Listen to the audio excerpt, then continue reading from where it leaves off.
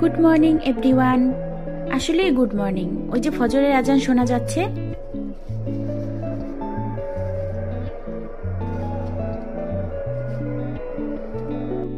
তো সে যাই হোক, নামাজ পড়তে উঠছিলাম, তো দেখলাম ফজরে আজান হচ্ছে। তো আমি দেখলাম কুমড়া গাছে একটা ফুল আসছে, তো তখনই ভেবে নিয়েছি এটা দিয়ে আমি পাকোড়া খাবো আজকে, কারণ এটা তো ফল আসবে না, তাই ভাবছি এটা দিয়ে পাকোড়াই বানাই ফেলবো। আর এই দুইজনের এখনো ঘুম ভাঙেনি, এখন বাজে সকাল 10টা। সেদিন আমি যে গাছটা কিনে নিয়ে আসছিলাম, ফুল গাছ, একটা তো লাগাই নিয়ে আসছি, আরেকটা নিয়ে আসছিলাম।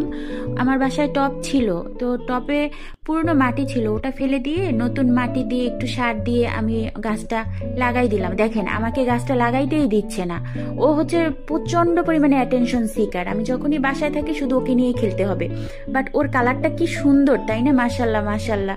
ওর হচ্ছে লাইটের আলোতে খুব একটা ভালো লাগে না, বাট দিনের আলোতে ওর কালারটা এত বেশি সুন্দর। তো আমি গাছটায় কিছু ফুল শুকিয়ে গেছিল, ওইগুলাও কেটে নিয়ে গাছটা লাগিয়ে দিচ্ছি।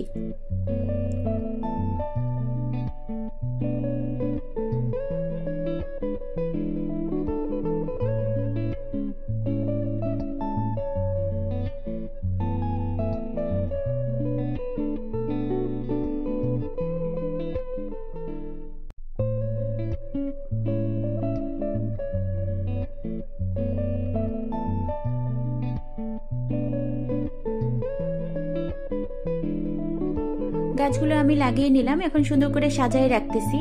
তো বাসায় থাকলে একটা প্রবলেম হয় কি, আমি অনেক লম্বা লম্বা ভিডিও করি, বাট শর্টসে হচ্ছে 3 মিনিটের বেশি দেখানো যায় না, এই জন্য এক ভিডিওতে সবকিছু দেখানো সম্ভব হয় না, খুব টেনে টেনে দেখাতে হয়। তো আজকে দুপুরে চিকেন রান্না করব আর পোলাও। তো চিকেনটাকে আজকে আগে মেরিনেট করে রেখে দেবো, যেহেতু আমার কাছে সময় আছে। আমি সমস্ত মশলাগুলো দিয়ে চিকেনটাকে মেরিনেট করে আধা ঘন্টা 1 ঘন্টার মতো রেখে দেবো, তো সেটাই করে নিচ্ছিলাম।